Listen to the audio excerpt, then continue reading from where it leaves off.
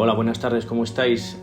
Ayer estuve en casa con un amigo que me invitó a probar sus nuevas Quest Pro para compararlas con las Varjo Aero que yo ya tengo desde hace un año y pico.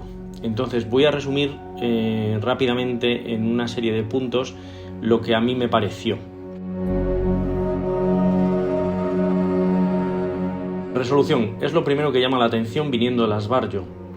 La sensación con las Varjo es de estar directamente delante de un monitor 4K y con las Pro se nota que le falta un punto de fineza en los gráficos. A pesar de esto se ven infinitamente mejor, eso es verdad, que las G2, aunque tengan unos paneles de menos resolución.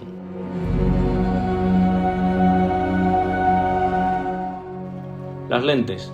Con las Varjo tienes un 80% de la pantalla enfocada y con las Pro estamos hablando prácticamente del 100%. Se ve de lado a lado y de arriba a abajo la pantalla totalmente enfocada, cosa que con las Varjo en los extremos no se ve totalmente enfocada y hay aberraciones cromáticas.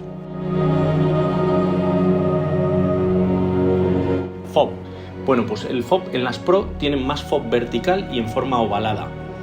Y con las Varjo es rectangular y algo mayor en el plano horizontal, es decir, ves más hacia los lados y un poquito menos hacia arriba que con las Pro. Comodidad, pues son muy cómodas para tener un único punto de anclaje en la cabeza, o sea, las Pro me ha sorprendido porque son muy cómodas. Se puede conseguir la oscuridad total con la máscara completa que venden por separado. Creo que cuesta unos 50 euros así. Y es magnética y se pega, se cambia y se quita perfectamente en las gafas. Son cómodas las dos, tanto las Varjo Aero como las Pro.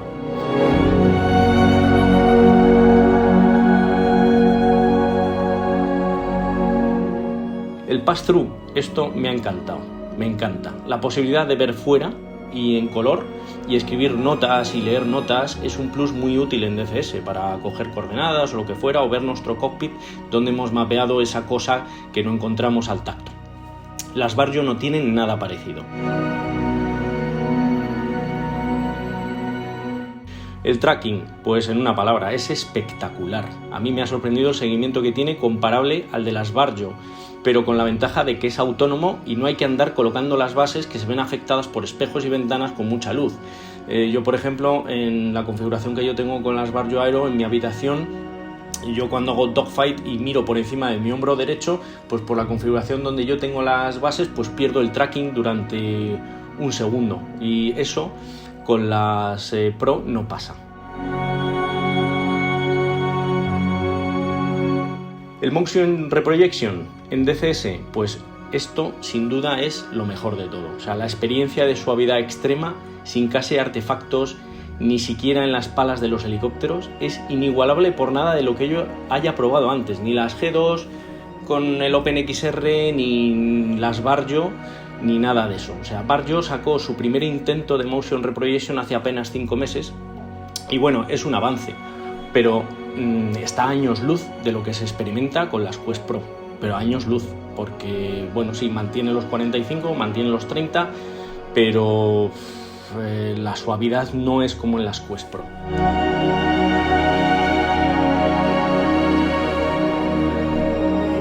Resumiendo mi opinión, pues bueno, a ver, en definitiva, si tienes unas G2 y 1.200 euros que te queman en el bolsillo, pide las Quest Pro ya. O sea, el salto en DCS va a ser tan grande que no te lo vas ni a creer. Y lo que más vas a alucinar es de ver todo enfocado con las lentes Pancake, que es un milagro.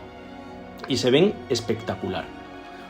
La densidad de píxeles de las Varjo hacen que la diferencia de imagen sea notable, pero pierden todo lo demás con las Pro. O sea, las Varjo es como si tuvieras, como he dicho antes, un monitor 4K delante de los ojos, pero en todo lo demás, para mi punto de vista y por lo que yo probé ayer durante 2 horas, es inferior.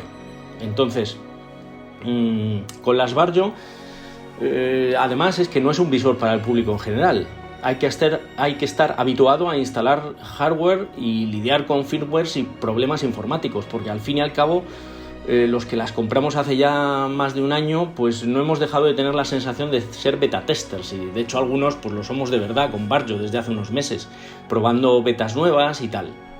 Lo bueno de esta empresa es que nos escucha y va implementando lo que les vamos sugiriendo. Lo que pasa es que, bueno, lo principal es el Motion Reprojection, que si bien es mejor que lo que había, todavía no ha llegado al punto que a mí me gustaría que llegara.